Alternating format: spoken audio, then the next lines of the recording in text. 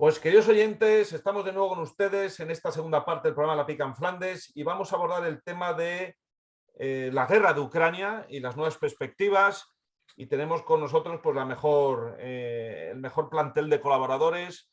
Don Fernando, bueno, nos ha dado algunas pinceladas fuera de micrófono verdaderamente espectaculares y que sin duda que vamos a compartir con todos los oyentes, porque aquí hay muchas claves, muchas derivadas que tenemos que, al menos el mundo cívico-militar español tiene que ser consciente de él. No podemos vivir una burbuja de información, no podemos vivir a oscuras de lo que está sucediendo. Necesitamos expresarlo y necesitamos que nuestros compatriotas sepan qué es lo que está pasando en Ucrania y también en zonas próximas a España. O sea, zonas que en teoría tendrían que ser España. Adelante, don Fernando.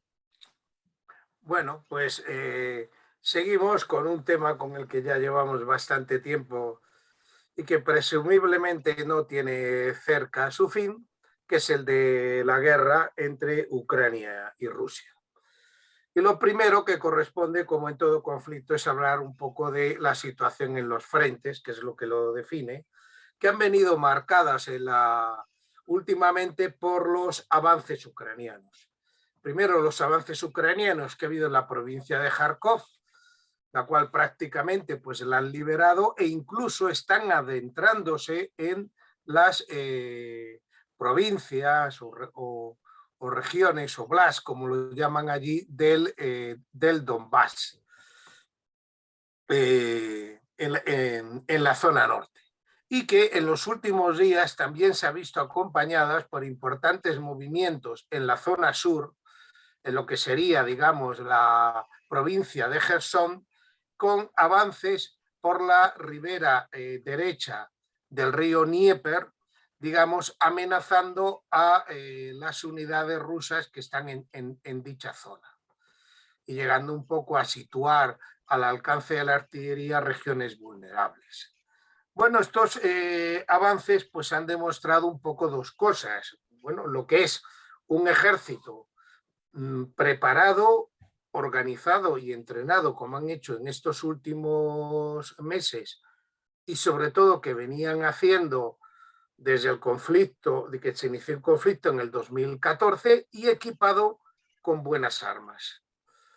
Y frente a un ejército que parece ser pues, que se ha dormido un poco en laureles pasados y no se ha preparado adecuadamente para lo que es un conflicto moderno y que confiaba en una solución rápida del mismo y en poderlo controlar, y realmente tanto falló inicialmente en el avance general en Ucrania, falló en tomar las regiones del Donbass y ha fallado también en establecer una adecuada defensa ante lo que podían ser unos contraataques. Y se ha visto desbordado cuando ellos han pasado. Es decir, y se nota una falta de dos temas, una falta de intervención de la aviación rusa. Normalmente quien domina el aire y domina con la aviación llega a dominar el terreno, pero la aviación, digamos, está muy escasa y creo que por primera vez asistimos a algo como pasó en tierra en la Primera Guerra Mundial, que es la capacidad de crear una burbuja de defensa antiaérea en base a misiles, que ha negado bastante la capacidad de actuación rusa y que no han sabido, digamos, de momento romper, digamos, con acciones ofensivas, armas antirradiación y localización de puestos, y también un eficaz fuego de contrabatería, digamos, por parte de la artillería. Entonces, y eso, digamos, se ha notado en estas ofensivas, y también una falta de tropas que ya pasó inicialmente, ha pasado también en la intervención de Donbass y no deja capacidad de controlar bien el frente para, digamos, poderlo defender adecuadamente. Y esa falta de tropas nos lleva también a otra de las noticias recientes, que ha sido la movilización en Rusia.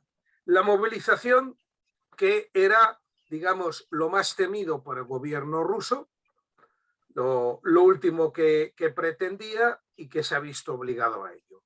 ¿Por qué? Pues porque las movilizaciones no son populares y normalmente cuando es una movilización en que no estás defendiendo lo que sientes como tu propio territorio, suelen llegar a crear, digamos, bastante rechazo en todos los países. Eso ha pasado en Rusia, pero ha pasado en montones de países. Es decir, la última guerra en que la gente celebró que se iniciara la guerra e ir al frente fue la Primera Guerra Mundial hace más de un siglo. Desde entonces no ha habido ninguna. Y en España, la Semana Trágica de 1909 en Barcelona sucedió por la movilización de tropas para ir a Marruecos.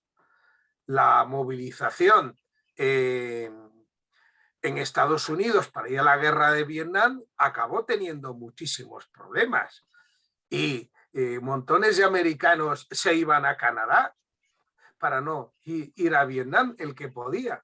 Y en muchas cosas se criticaba que al final iban las clases inferiores. Ninguna movilización es popular y está, pues tampoco, y por eso estas noticias. Y eso llega a causar problemas internos que, bueno, pues habrá que ver cómo el gobierno ruso pues es capaz de buscar solucionarlo.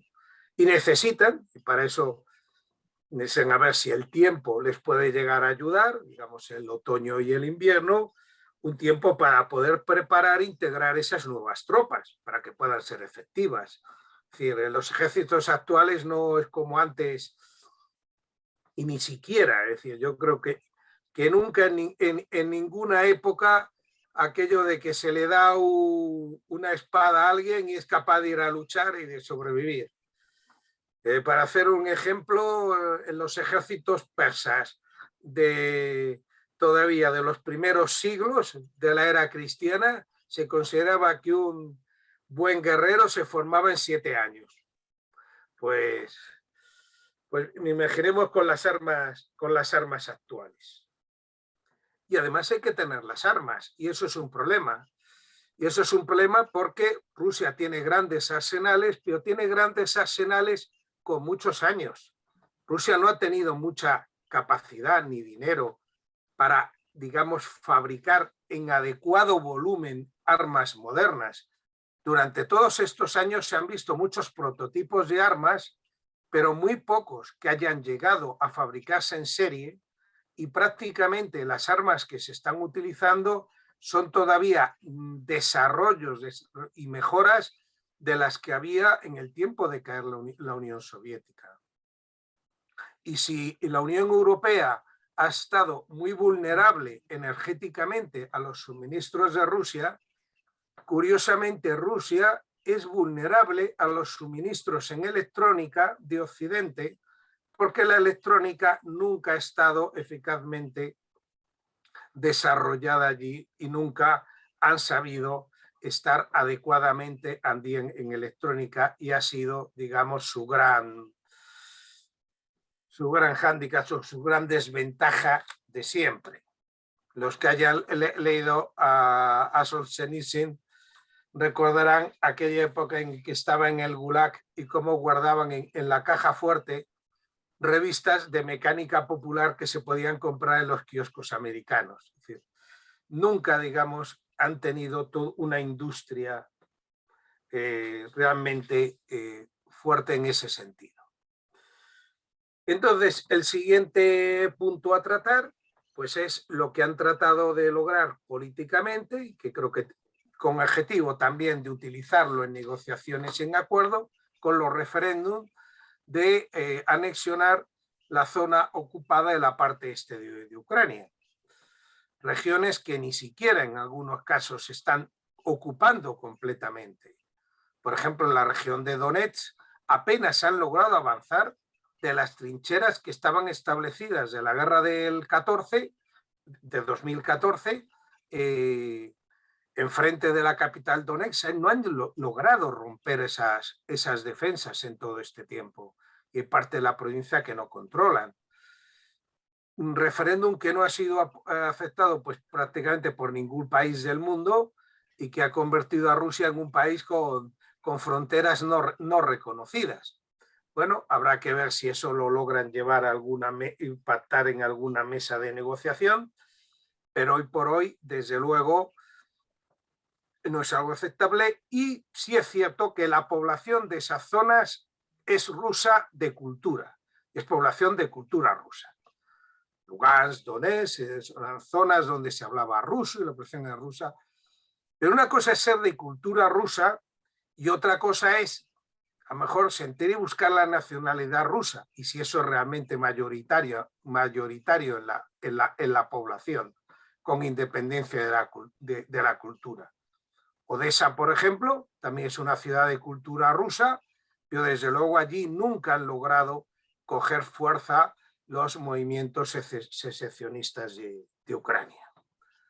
Un siguiente punto ha sido el ataque a los gasoductos. Un ataque extraño de pronto a unos gasoductos que suministraban a Europa la energía rusa, que algunos enseguida han achacado a una intervención rusa, lo cual realmente prácticamente me sorprende, porque quien tiene el grifo, quien tiene la llave, ¿para qué necesita destruir el gasoducto? Sí, lo puede cortar y lo había cortado.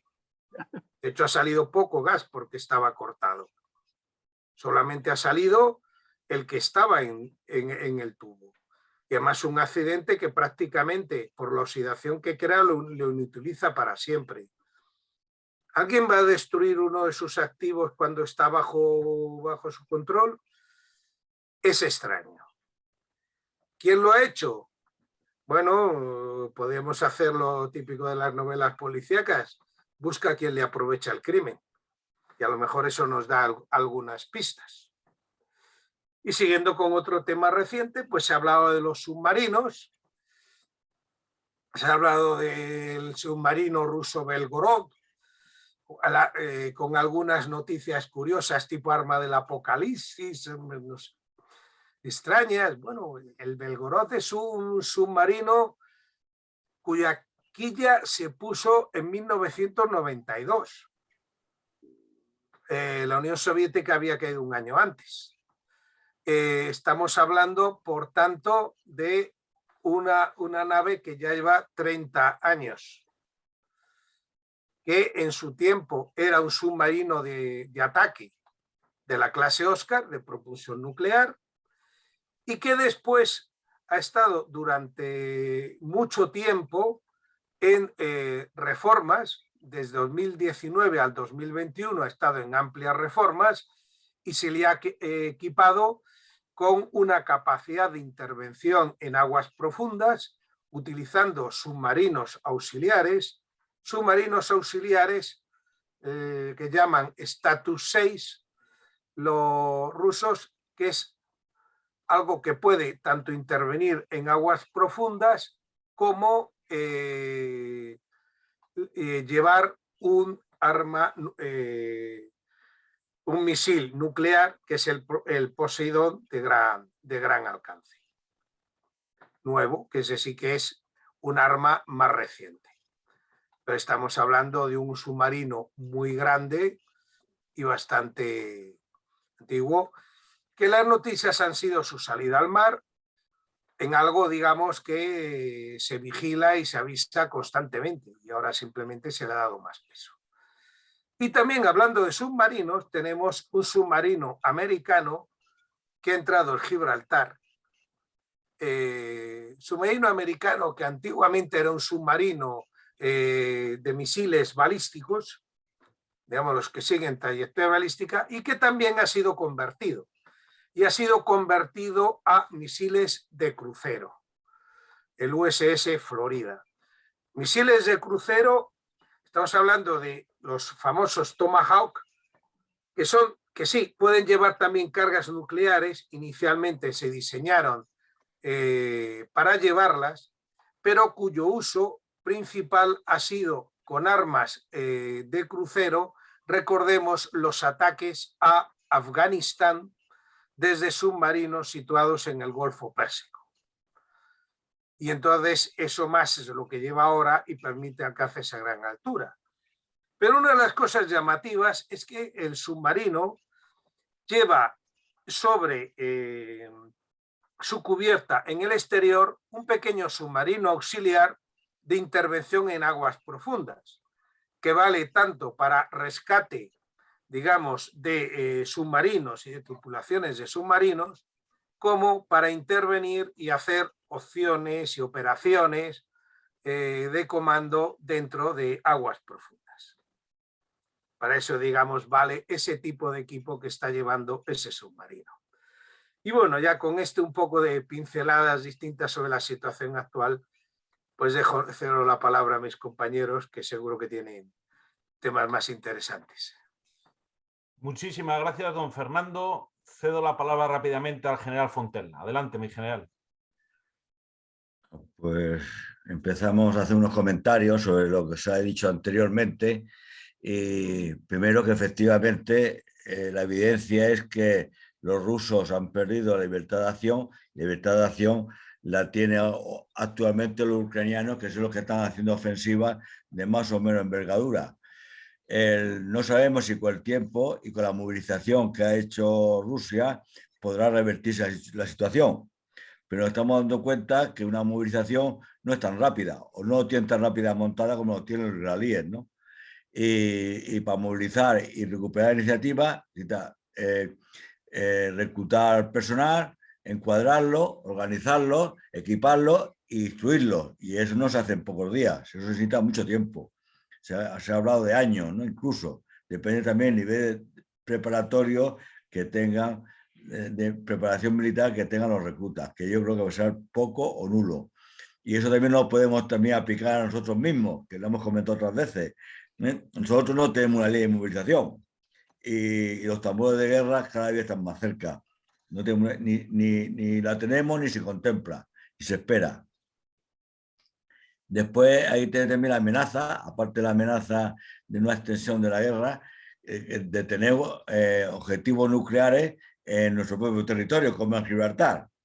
A ver si hay un conflicto entre Estados Unidos y Rusia y lo pagamos nosotros, porque Gibraltar, aparte de que España, está pegado al territorio español, o rota, que eso también amenaza. Si Estados Unidos amenaza a Rusia, a ver si lo vamos a pagar el pato nosotros, que es lo que suele ocurrir en estos casos cuando dos grandes se pelean, como ha pasado en Ucrania, que al fin y al cabo es un conflicto entre Estados Unidos y Rusia en territorio ucraniano.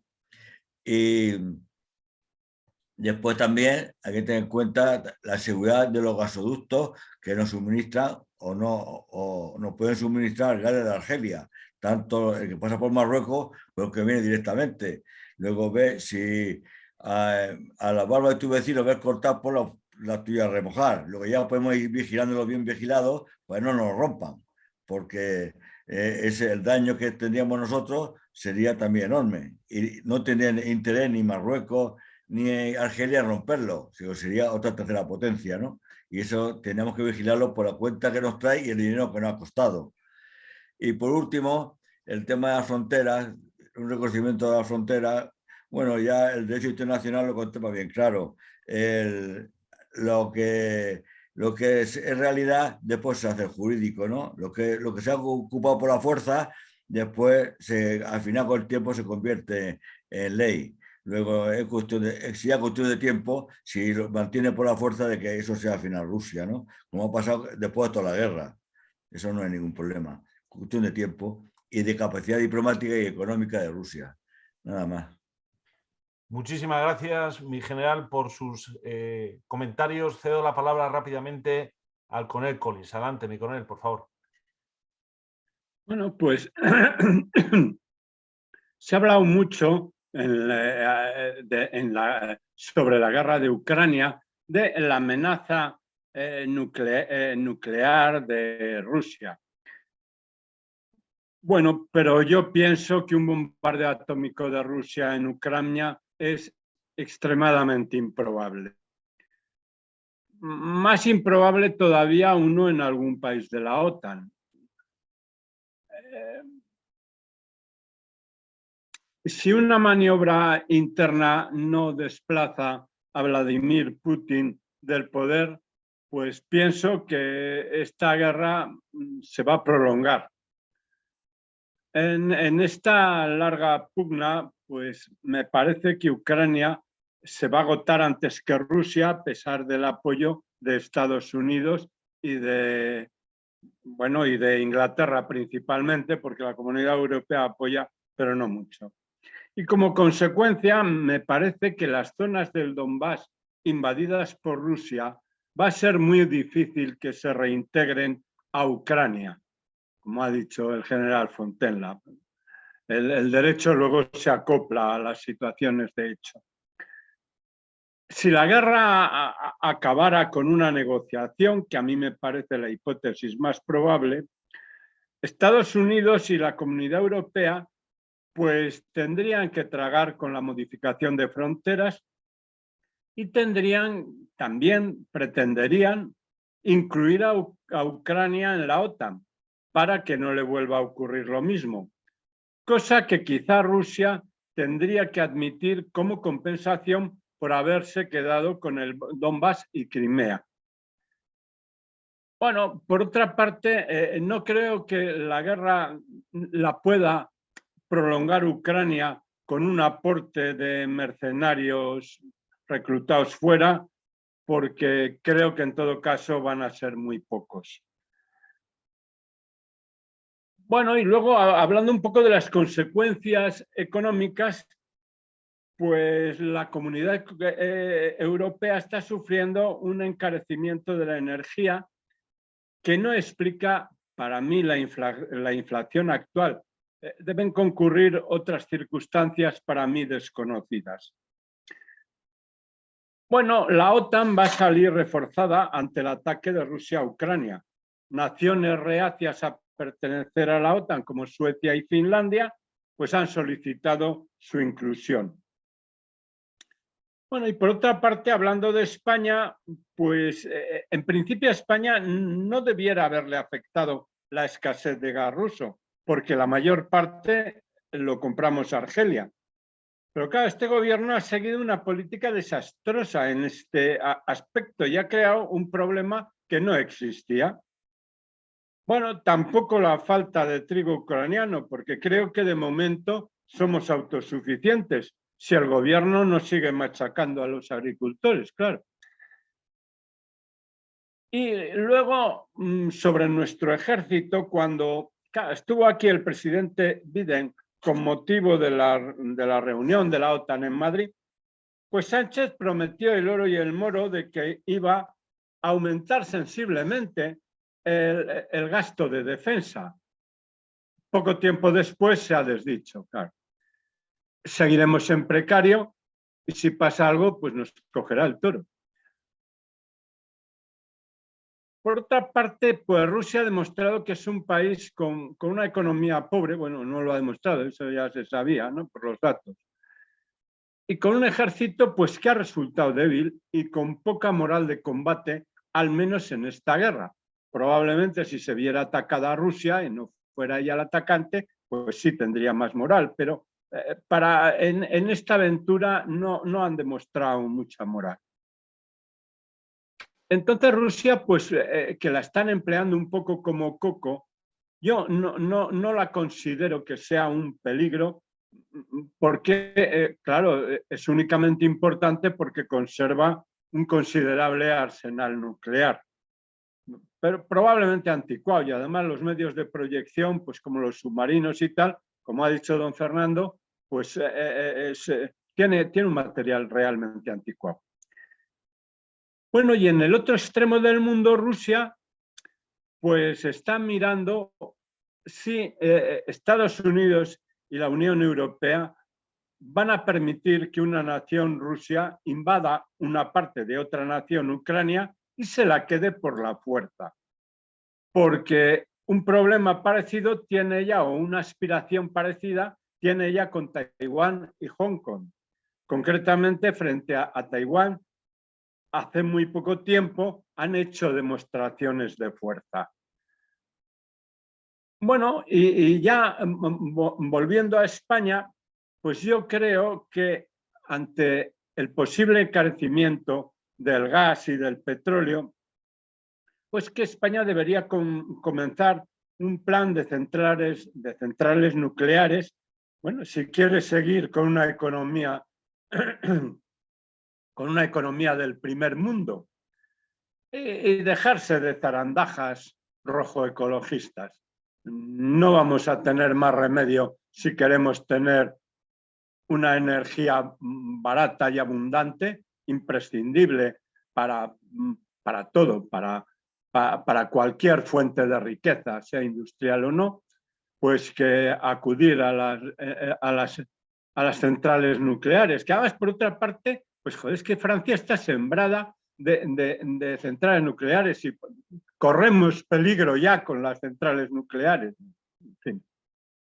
Bueno, pues estas eran unas observaciones que tenía que hacer sobre la guerra del Vietnam, en las que van algunas previsiones que seguro que me equivocaré, porque es muy difícil ser profeta. Muchísimas gracias a los tres. Yo voy a hacer unas pequeñas observaciones al respecto de este conflicto. Lo primero que quiero hacer es compartir, digamos, para que se pueda ver en los que nos siguen en YouTube lo que es el submarino en cuestión. El submarino en cuestión, no sé si lo ven actualmente en la fotografía, en pantalla. ¿Lo ven, queridos contertulios? Sí lo ven, ¿no? Entiendo que lo están viendo, ¿no? Sí, ok. Precisamente a lo que se refería don Fernando es ese pequeño submarino que tenía este submarino USS Florida de la clase Ohio. Es un submarino, digamos, totalmente autónomo que está, digamos, pensado para hacer actuaciones en aguas profundas. Entonces, claro, en fin, el encontrar la relación causal entre la voladura al mainstream y un submarino que aparece en Gibraltar de esta naturaleza con esta herramienta, pues es difícil, ¿no? Pero bueno, no deja de ser una hipótesis, sobre todo porque, bueno, no se ha aclarado, digamos, quién es el responsable, hay que recordarlo, de una voladura en 4 lugares distintos de 2 gasoductos, el antiguo, el Mainstream 1 y el Mainstream 2, ¿no? Entonces, bueno, eso es una cosa que bueno, ahí quedará para la duda, para los investigadores. Desde luego ha hecho polvo, lógicamente, Alemania, porque era la gran beneficiaria de esos 2 gasoductos. De hecho, es la primera vez que yo he visto que en Alemania haya habido una posición, digamos, transversal tan antiestadounidense. De hecho, el otro día fue trending topic un hashtag, que es una expresión en Twitter, que era declaración de guerra, porque realmente, bueno, hay una parte de la sociedad alemana que considera que eso, pues, ha sido una maniobra no de Rusia, sino de Estados Unidos para impedir y cortar de raíz un futuro suministro de energía que, por otra parte, también refuerza la posición de Estados Unidos competitiva con respecto al suministro del gas licuado al continente europeo, en concreto a Alemania, ¿no? En fin, de hecho también ha habido declaraciones de congresistas estadounidenses de advertencia a Argelia. Entonces, bueno, ¿qué va a pasar? ¿Van a empezar a volar también los gasoductos argelinos que comunican Argelia con la península itálica y la península ibérica? ¿Qué va a pasar ahora con el gasoducto que acaba de inaugurar Noruega, de Noruega creo que es a Dinamarca? Alguien puede decir, oye, pues está en riesgo, ¿no? Porque si se empiezan a volar gasoductos, que es en sí hoy en día pues un acto verdaderamente preocupante, ¿no? ¿Qué más? Resaltar, estamos prácticamente acabados, el tema de la economía. El otro día se señaló que de la Unión Europea han salido 100.000 millones de euros a Estados Unidos, porque el euro se está hundiendo, el dólar se está fortaleciendo y pues porque ahora mismo Europa económicamente se está debilitando, y eso es una cosa en la que, digamos, están todos de acuerdo en aceptar, ¿no? Entonces, esa fuga de capitales denota un empobrecimiento de la Unión Europea, que tarde o temprano vamos a ver reforzado. Ya simplemente para acabar, yo no sé si ustedes han tenido ocasión de escuchar digamos, el discurso del presidente de la Federación Rusa, pero es un discurso de unos 25 minutos, está traducido al español. Yo recomiendo que la gente lo escuche, porque ahí se dan muchas claves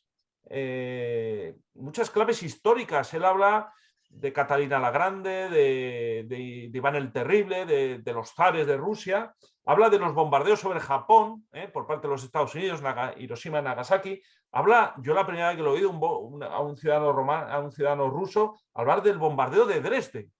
Incluso habla también de la historia de España, de la historia de Italia, de la historia de Francia, como naciones que están siendo de alguna forma sometidas por los Estados Unidos. Con esto no digo que esté de acuerdo con lo que haya dicho el presidente Putin, pero yo creo que es importante escuchar esos discursos, esos mensajes, no solamente de los Estados Unidos, sino también de Rusia, porque podemos llegar a tener, digamos, referencias de opinión que sin lugar a dudas nos van a enriquecer como estudiosos de este conflicto. Pero en cualquier caso, y ya para acabar, porque estamos prácticamente fuera de tiempo, por favor, a los Estados Unidos que no metan más submarinos en Gibraltar, que nos expone a un riesgo nuclear, que no es un submarino. ¿Por qué no lo ha metido en la Rota? ¿Qué tiene que esconder Estados Unidos para no meterlo en la Rota, que es una base conjunta? ¿Por qué lo tiene que meter en Gibraltar? Porque es un centro de pirateo y de ahí entra y sale y nadie lo sabe en España, ¿no? Entonces, por favor, yo creo que las autoridades diplomáticas españolas han hecho bien en protestar. No queremos submarinos que nos comprometan porque ponen en riesgo, digamos, la seguridad, sobre todo los españoles de la zona. Muy bien, queridos oyentes, muchísimas gracias por seguirnos y les emplazamos la próxima semana a seguirnos en la Pica en Flandes. Muchísimas gracias.